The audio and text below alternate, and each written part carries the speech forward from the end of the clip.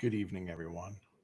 And thank you once again for joining us for our live stream for our guided meditation and Dharma talk. Today is September 16th, 2024. We are at the Blue Lotus Meditation and Mindfulness Center here in beautiful central Minnesota, in Brainerd, Minnesota. And welcome. If you're a first-time viewer, if you're a first-time practitioner, welcome. We're certainly delighted to have you with us. So before we begin, just some brief announcements of some of our offerings that you may find helpful and nurturing and advantageous to your mindfulness and your Buddhist practice. Throughout the week, we have our weekly sanghas, right? A healing sangha, a sangha for veterans, a new beginnings sangha for those who may be struggling with addiction or substance abuse, a rainbow sangha for our LGBTQ community, and a welcoming sangha and a teen sangha.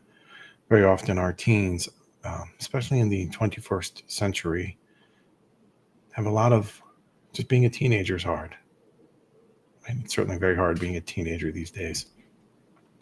And so this sangha is a wonderful opportunity and a safe space for them to meet other peers who practice mindfulness, and they can meet and practice and develop, amongst their own peers, so that they can strengthen their own resilience and nurture their own joy as they navigate those difficulties.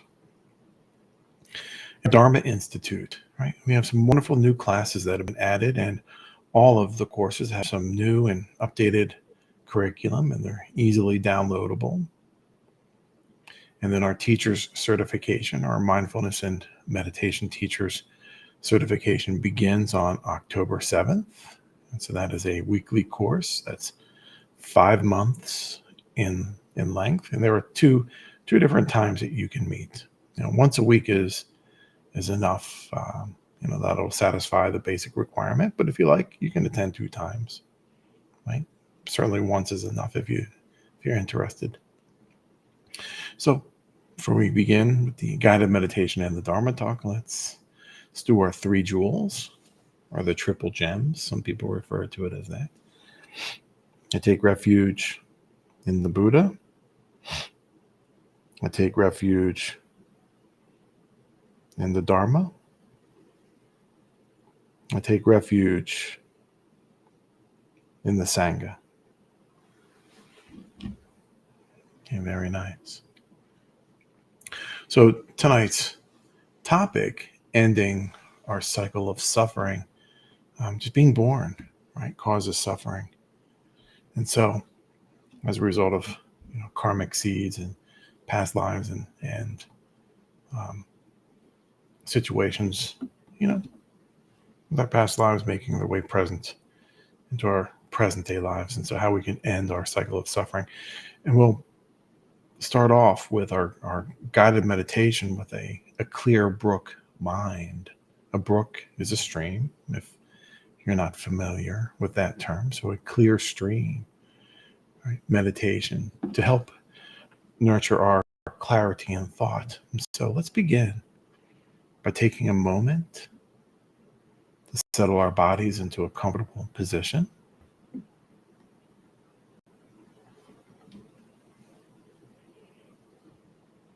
You may close your eyes or keep them open with a soft focus, looking downward a few feet in front of you, if you choose.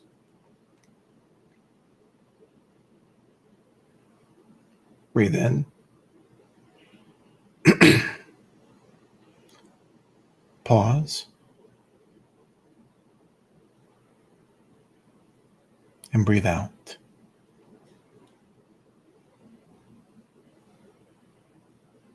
And you're warmly invited to allow a half smile to rest on your face as well.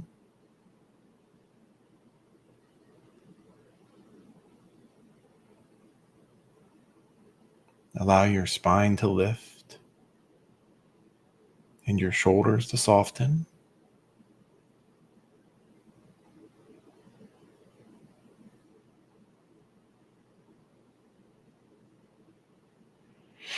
And soften your belly as you continue settling in.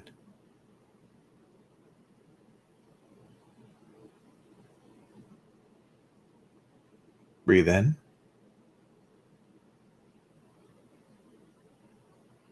Pause. And breathe out. And let's meditate on clearing our mind like a peaceful forest brook.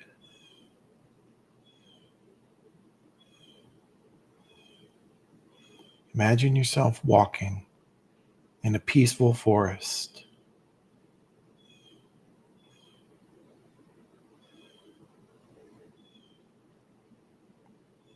The trees are tall and lush with vegetation.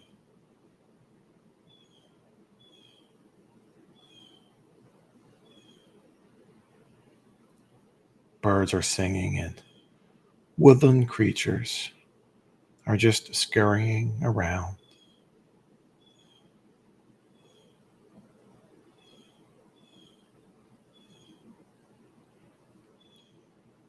The air is clean, refreshing, and nurturing.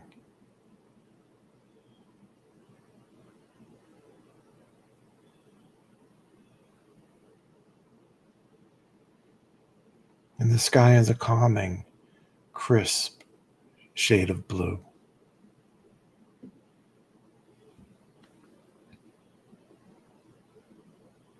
As you walk along an even, gentle trail, you can hear in the distance the soft babbling of a brook.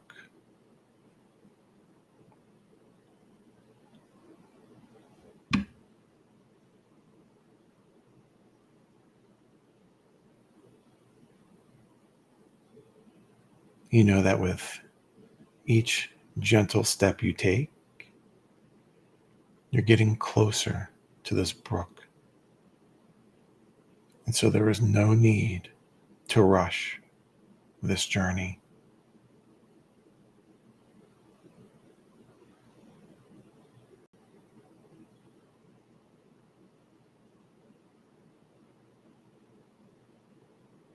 Calming, mindful moments pass with each step,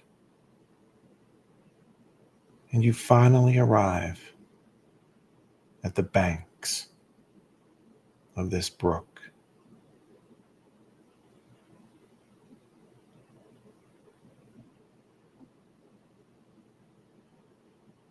And to your right, you see an inviting spot under a shady tree to sit and relax.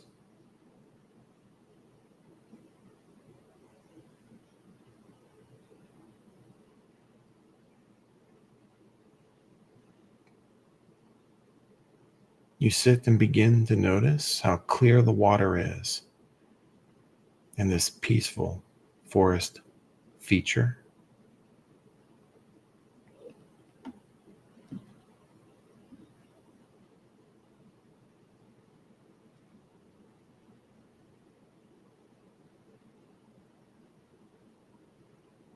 The water is so clear and pure looking.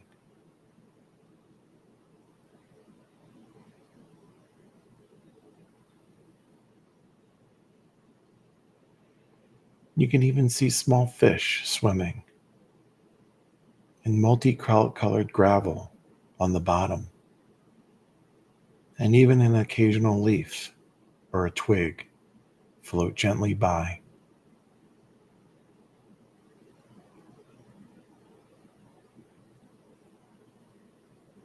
Breathe in.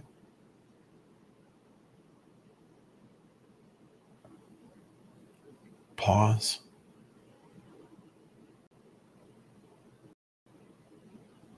And breathe out.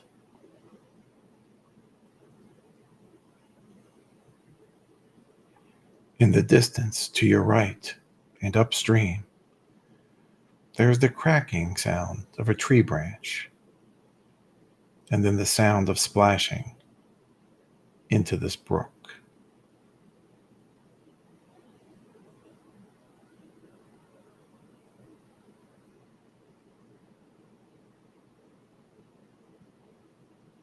You invite curiosity and wonder what could have caused this branch to break.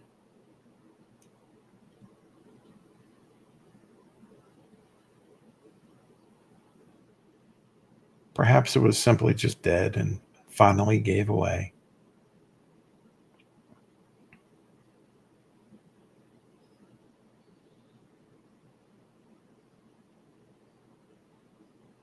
And as you sit and examine with curiosity a possible reason for this fall, you notice the water becoming cloudy and less clear with each moment.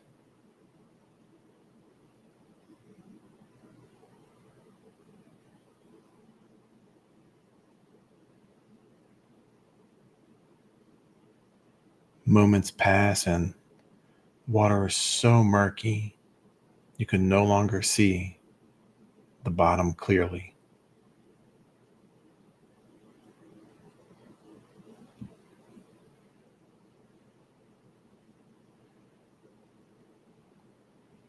You continue to watch the water flow with patience and calmness.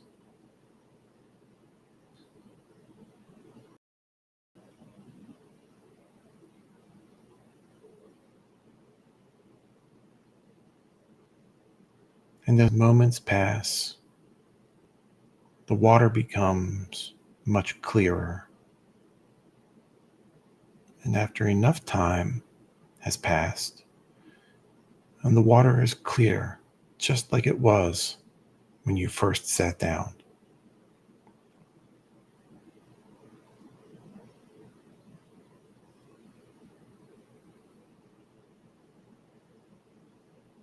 Our mind is like the clarity of this water.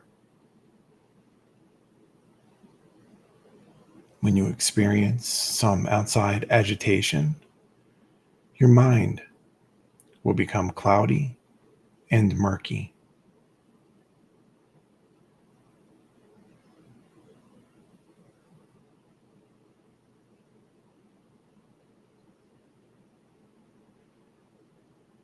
And this agitation may originate from something that was extremely joyful or perhaps even discomforting.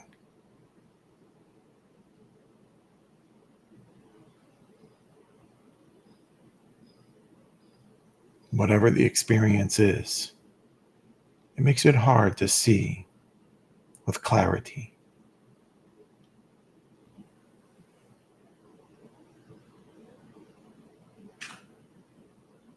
And to return to clarity, we only need to have patience with ourselves.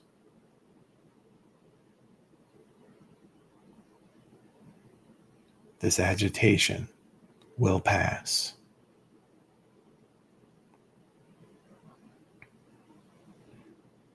Clarity of mind and thought will return.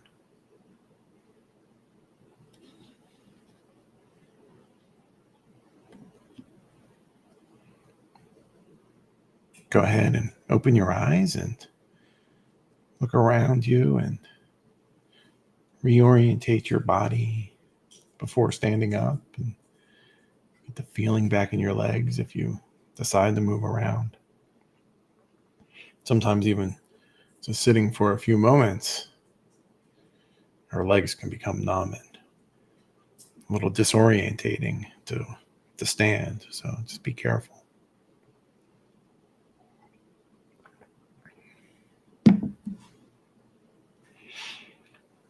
So that clear brook or that clear stream meditation has a lot to reveal about our own suffering and how we can end our own cycle of suffering.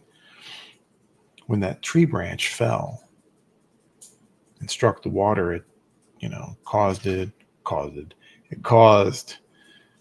that agitation, that murkiness, all that sediment and gunk sitting on the bottom of the stream to move in towards our direction and cloud our view of that crystal clear and that very pretty stream. And so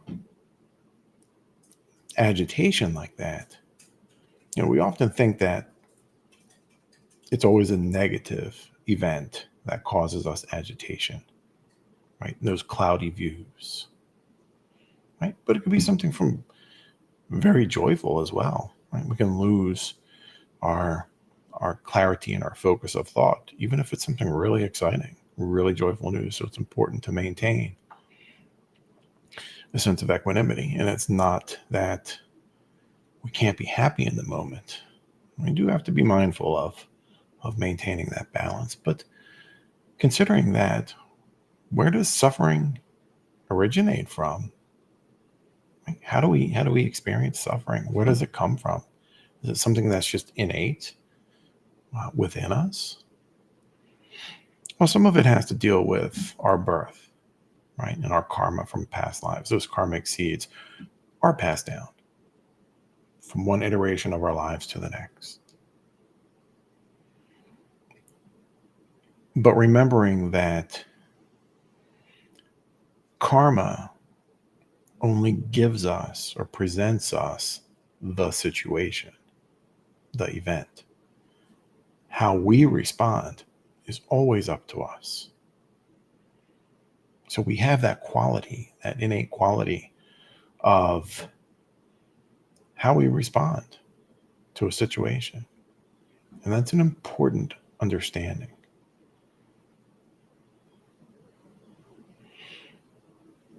An attachment, right? Or that desire to control a situation when it presents itself,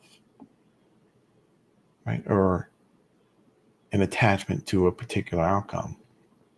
So perhaps you studied very hard for a test, right? Put a lot of effort into it. And for whatever reason, you don't get a high as a grade as you thought, right? You had an attachment to like, I put in a lot of work. I deserve to pass. Maybe you do, but maybe it's not with, the highest marks that you anticipated. That can lead us to suffering as well. Or perhaps you're in a relationship with someone and you think everything is well. And then maybe they reveal to you that, some unsettling news that, perhaps they want to move on. So attachment can come in many forms. Right? It can come into many forms. And with that attachment, oftentimes comes uncertainty. That can certainly, being uncertain of an outcome, right, can certainly cause us a great deal of suffering because we have an attachment to, we want an outcome to always be advantageous to us, beneficial.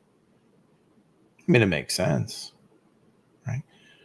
We don't embark on any kind of endeavor hoping for the worst. No, we always want to have a positive outcome, but sometimes we're uncertain about that, and so that's an attachment. Having an attachment to uncertainty, right? A desired outcome. So a lot of times, attachment and uncertainty, they can overlap with suffering. So those are some of the originations. And again, a lot of those situations are presented to us simply because of karma.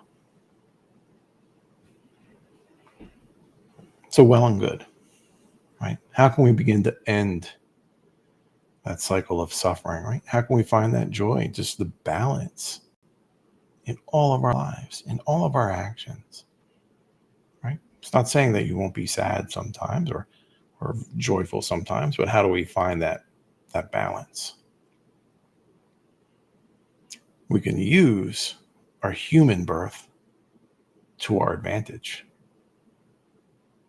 right? So just as our human birth, instilled those karmic seeds from the past, we can also use it to our advantage, because karma only presents us the situation. How we respond is up to us. So we can use that to our advantage. For a dog doesn't have that type of control. Dogs are sentient, right? They're certainly lovable and loyal and all the good qualities that a dog has, but they may not achieve enlightenment or liberation like a human could. So we can use our human birth to our advantage. From there, when we are presented with a situation that causes some agitation, right? Some imbalance over joy or disappointment or sadness, right? We can look at it more intensely, more deeply. What is the cause of that situation? Not just taking it for its superficial or very, low quality surface views. We can look at it more intently. Right? Does it really affect us in the way that we think it will? Does someone's actions, from, the other side of your country, right? You may not like what they did, but does it really affect you? It may or may not to some degree, but think about that. We have to look at situations or other people's behaviors and actions a little bit more intently, more deeply, beyond their superficial. How does it truly affect us? That's just one example, right? You can look at a myriad of situations. But the idea is that whatever that situation is, don't take it for face value all the time. You can look at it a little bit more intently, a little bit more deeply. And we can nurture our own practice, right, of acceptance. That's a hard one, right, for some people to really kind of come to grips with acceptance. Very often, because we think of acceptance as, I accept somebody's bad behavior, right? They're acting naughty. All right, that's acceptance does not mean agreement. I guess that's another way to say that, right? Acceptance does not mean agreement. Acceptance means just that. I accept this is the situation, right? This is how it is. This is what I'm presented with, or you are presented with, right here, right now. You don't have to like it. Maybe you do, maybe you don't. But too often, acceptance is the opposite of attachment, because we are attached to a certain outcome. And when it doesn't come to fruition, our acceptance is gone, right? Because it didn't come the way we wanted. It didn't present itself the way we wanted it to. So acceptance is just situation. This is what it is. Now I can, work around it if necessary. Nurturing compassion for others and ourselves. In my mantras, in my morning meditations, I think of the universe. And I think of how infinite the universe is.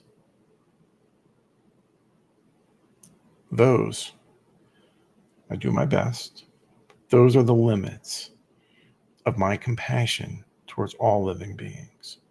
So that's something that I say to myself to help nurture my own compassion.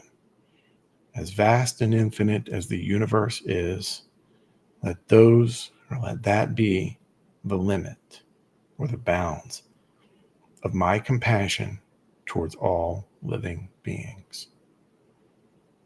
It's exactly what I say to myself each and every morning, and actually each and every night, right? So I can nurture that quality within me.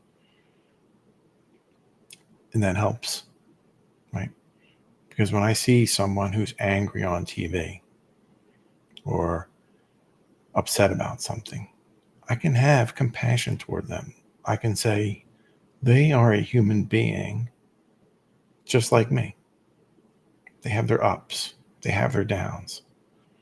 Sometimes we see those stray animal videos, right? Of, somebody offering assistance to, some stray cat or dog, and they nurture it back to health. Right? We have compassion for them too. Right? So our compassion can extend to not just people, but to all living beings. And when we extend that compassion towards others, it also makes us realize we have those same feelings, and we can nurture our own compassion towards ourselves, helping us along the way, ending our own cycle of suffering. And with compassion certainly comes empathy, right? When we realize somebody else is in trouble, we understand that we get into trouble too sometimes, right? We can have empathy because we've been there, right? We can share those same feelings of sorrow or joy. Right? So nurturing those qualities, realizing that just because someone is in a faraway country, they're no different than we are. Just because someone is incarcerated, they're no different than we are. They certainly may have had a different environment, but the same feelings, the same emotions that we have, they have too. And then nurturing our own equanimity, right? Our non-agitation, being aware that when we are agitated, right? So typically when we think of being agitation, we think of something negative, right? It connotates a negative memory or a negative definition, right? But it simply just means our emotions are stirred, right? And with stirred emotions comes cloudy visions, cloudy understandings. So it doesn't have to agitation doesn't necessarily have to mean a negative event has just happened. The passing of someone, not passing your test, getting a speeding ticket. Agitation could be overwhelmed with joy, right? I think we probably all maybe experience or know someone who has had the best day of their life. And maybe they went out and celebrated a little too much. Maybe they said or did something that they probably shouldn't have. Maybe they got that speeding ticket on the way home or on the way there, on the way to that celebration, because the cloudiness and their vision was agitated, even if it was a very nice situation, a reward of some type. So remembering, trying to remain balanced and slowing down. Those mindful steps. Each step that we take is a precious moment. So often I see people just rushing to get from point A to point B. Maybe they're going grocery shopping. They're not running out of groceries at the store. Maybe high priced, but they're not running out of them, right? 30 seconds. Here's a good little example. When somebody passes you, count how many seconds it takes, right? Find that marker, right? Maybe there's a road sign or something like that. Count how many seconds it takes for you to catch up to it. You'll find it's only like 4 or 5 seconds. That person just, sped along the way for an extra 4 or 5 seconds. So slowing down, right? I like to listen to music when I drive. So my reason is I like to listen to the music while I drive. The longer I drive or the faster I drive, the less music I get to hear. So they always have something good on the radio, right?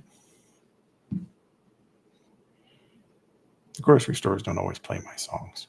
So slowing down, looking around, having the conversation with your children or your wife or your husband or your spouse in the car.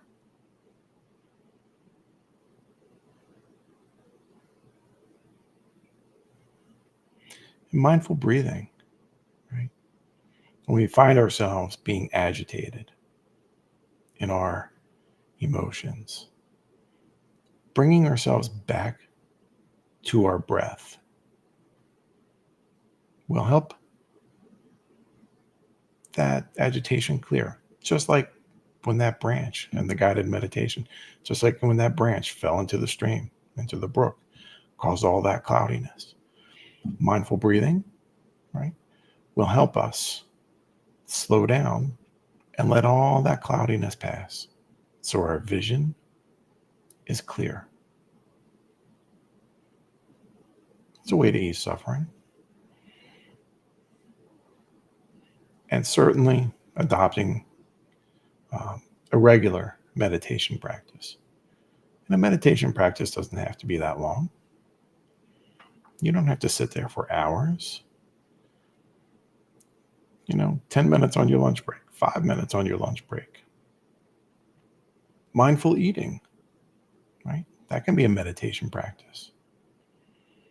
Meditation isn't just sitting there with your legs crossed and your eyes closed. Meditation is just being in the moment sometimes. All these little ways that are overlooked very often are ways that we can end our cycle of suffering.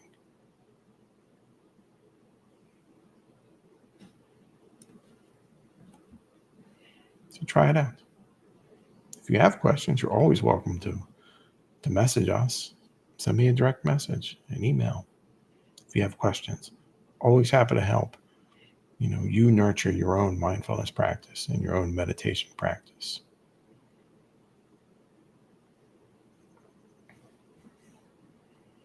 So our next talk is on September 30th. Same time, 6 p.m. in the Central Time Zone. And it'll almost be a continuation of this to some degree, right? Learning to love ourselves. So often I talk to people on a daily basis, and that's very hard. Learning to accept and to love ourselves can be very hard, which is going to be the topic of our next guided meditation and Dharma talk in 2 weeks. So September 30th at 6 p.m. Love to have you with us. You're always welcome to watch us on the replay.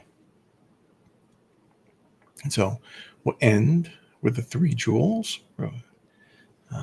which is an homage to the Buddha, to the Dharma, and to you, the Sangha. I take refuge in the Buddha.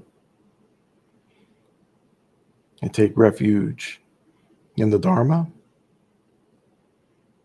I take refuge in the Sangha. Satu, Satu, Satu. My friends, fellow practitioners, thank you so much for spending some of your time with me this evening. I know that